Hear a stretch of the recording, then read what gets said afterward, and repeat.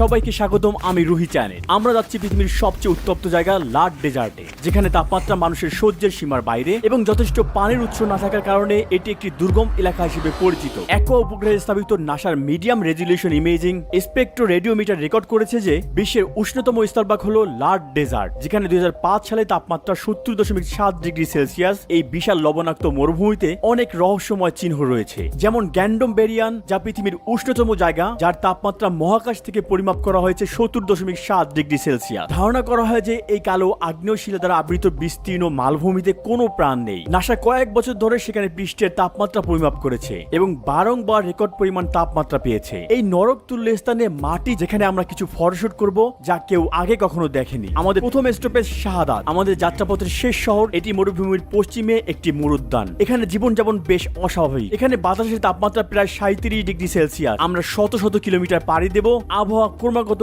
আরো উষ্ণ হবে। মরুভূমিতে ঢোকার আগে আমরা দেখতে পাই শত বছরের পুরনো সফি আবেদের কাফেলা, যা এখন ভগ্নপ্রায়। In desert, while the weather is so hot, we find some water and put our scarf or shamak in the water. National air condition.